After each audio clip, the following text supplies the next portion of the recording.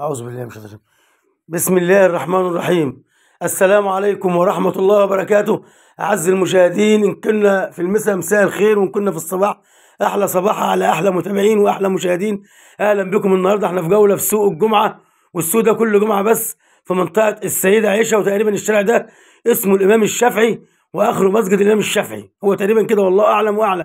لو أنت عايز توصل لعم علاء ده، ادي ظهرك لمسجد السيدة عائشة رضي الله عنها وأرضاها، عن أهل بيت حضرة النبي محمد صلى الله عليه وسلم، وعن أهل بيت سيدنا النبي. نرجع مرة تانية يا جماعة لسوق الجمعة.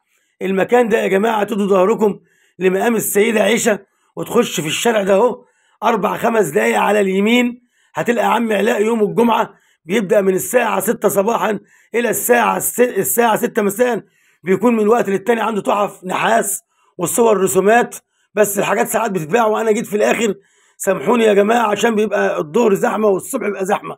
أهلا بكم مع عم علاء في سوق الجمعة يا جماعة، وجولة جديدة مع محمود فهمي. أهلا بسيادتكم يا جماعة، اوعوا تنسونا في الإعجاب والاشتراك يا حبايبي، وحاولوا كده إن أنتوا تدعمونا كده يا جماعة، وبالكلام الحلو اللي أنتوا بتكتبوه. سامحوني أنا قعدت فترة يا جماعة والله عيان عيا جامد، وأنا في اليوم ده كنت طبعا عيان يعني عيا جامد جدا جدا، وأنتوا هتشوفوا صورتي كانت عاملة إزاي، هتيجي في الاخر وهتشوفوا فعلا انا كلامي صدق ولا لا. ولكن انا من النوع، ابويا الله يرحمه قال لك الواحد لو عيان يشتغل ويحاول ينسى المرض، ويحاول يدوس على نفسه، عشان كل ما هتشتغل كل ما هتخف، الا من رحم ربي. لان القعده في البيت يا جماعه بتجيب اكتئاب نفسي. لازم الانسان يخرج ويشوف الدنيا. حتى عندنا يعني مثل بيقول لك ايه، اللي يعيش يا ما يشوف. قالوا لا، ده اللي يمشي يشوف اكتر. اللي يعيش يا ما يشوف. قالوا لا، ده اللي يمشي يشوف اكتر. مرحبا بكم يا جماعة. الحاجات دي يا جماعة شبه الحاجات التاريخية المصرية اللي كانت بتطلع فوائد إسلامية، بتاع الفنان الكبير يحيى شاهين والفنانة الكبيرة ماجدة، ورحم الله السيدة أمينة رزق الفنانة المصرية. يعني كانت الحاجات دي بتيجي في الأفلام الدينية، والحاجات دي يا جماعة حاجات قديمة جدا جدا، أيضا شبه الآثار المصرية. طبعا يا جماعة أنتوا لو هتشوفوها تقولوا عليها فعلا آثار، ولكن الراجل بيقول إن هي حاجات يعني عادية بس شبه الآثار.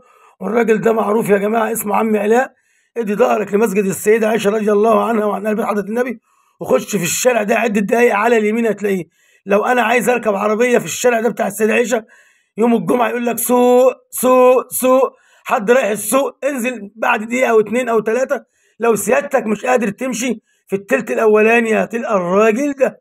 ويا حبذا لو أنت مشيت عدة 4 دقايق على إيدك اليمين. بعد كده السوق السيدة عائشة هتشوفوا بقى في ملابس وفي تحف وفي أناتيك وفي حاجات انت ممكن تكون نفسك تجيبها.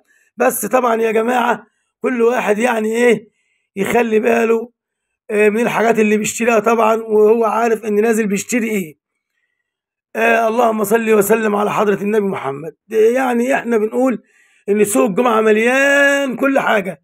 في ناس بقى بتنزل تشتري الحمام، وفي ناس بتنزل تشتري العصافير، وعفوا النسانيس والبومة والحاجات دي. وانا كنت والله العظيم منزل الجماجم اللي هي النحاس اللي كانت بتحط على مكتب الدكاتره، وفي ناس بتحطها ديكور وزينه، وفي بعض يعني البوم. في ناس من منطقه الهرم، يا رب نسال الله العلي العظيم يا رب ان ربنا يكرمهم، واهل فيصل، اهل فيصل واهل الجيزه، وهم من الهرم اتصلوا بيا الحقيقه ربنا الناس، وقالوا لي شكر خاص لك في التعليقات ان انت جايب لنا البوم النحاس والحاجات اللي هي الجميله ديت. وفي ناس بتكتب وكاتبين على التعليقات يا جماعه والله العظيم. الحقيقة ربنا رقم عم علاء اهو على الحيطة. وهرجع تاني انا بعد الرقم ده، هرجع تاني بقى اركز لكم على الحاجات بالظبط. ممكن الحاجات دي ما تعجبكش انت، لكن هتعجب ناس تانية. ممكن التماثيل والحاجات دي ايه ما تعجبكش انت، بس عفوا هتعجب ناس تانية.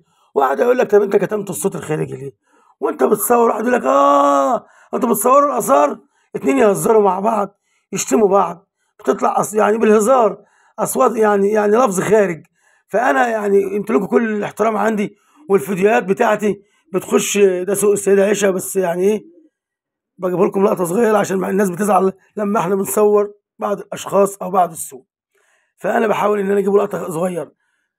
فطبعا انا انتوا لكم كل الاحترام، وانا بخش الفيديوهات بتاعتي ايضا بتخش البيوت المصريه والعرب، وبتسافر طبعا العالم كله على القمر الاصطناعي. فانتوا لكم كل الاحترام.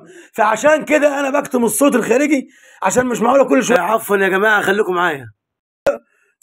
تبقى في حاجات كده يعني احنا المصريين كده لنا بعض قفشات كده، في ناس بتزعل منها. طيب خلينا في الجنب ده احسن.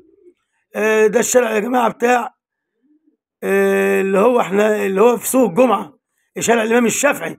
معلش يا جماعه، السكر ساعات بيتوهني وعندي بعض امراض المزمنه، نسال الله العلي العظيم يشفينا ويشفي كل مريض. وانا كنت عيان في اليوم ده، وهتشوفوا فعلا صورتي باينه عامله ازاي، ولكن حبيت ان انا اصور صوره يا جماعه، فيديو. عم علاء اهو امام حضراتكم بيقول لكم اهلا بيكم، وانا حاولت ان انا اجيبه، وانا طبعا بمدح فيه لان هو يستاهل المدح.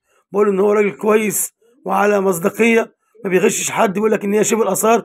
وكمان بيبقى عنده يا جماعه حاجات والله العظيم نحاس قديمه جدا جدا، بس بتتاخد منه الساعه 6 صباحا او الساعه 7 صباحا، او في ناس يعني في هو طبعا ليه صفحه على النت، اتصلوا بيه.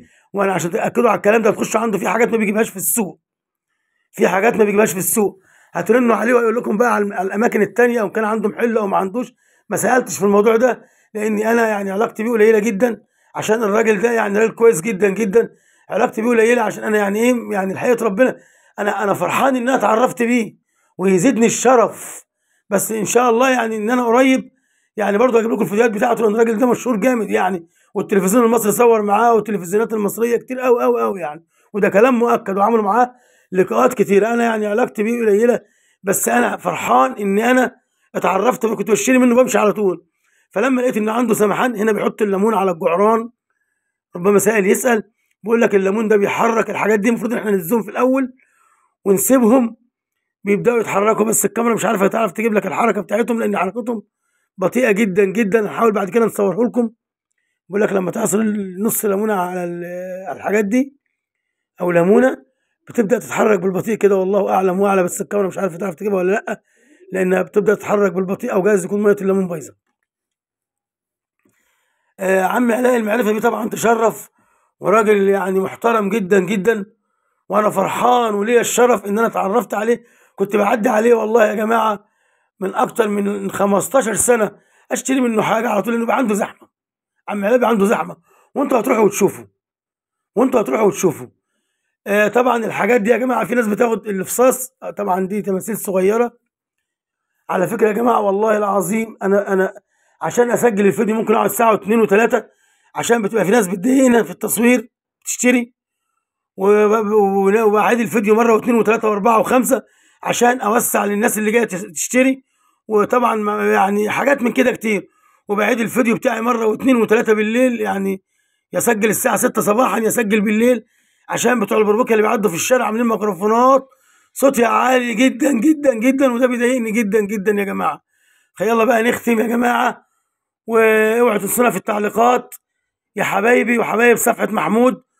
وزي ما قلت لكم ده سوق الجمعه يا جماعه، ده سوق الجمعه، وانا كتمت الصوت الخارجي، وعنده بقى حاجات تانية يمكن ما كنتش اتكلمت عنها بتتعمل للفصوص الخواتم، وعنده حاجات نادره جدا جدا. انتوا بقى هو يحاول يعرفها لكم. والسلام عليكم ورحمه الله.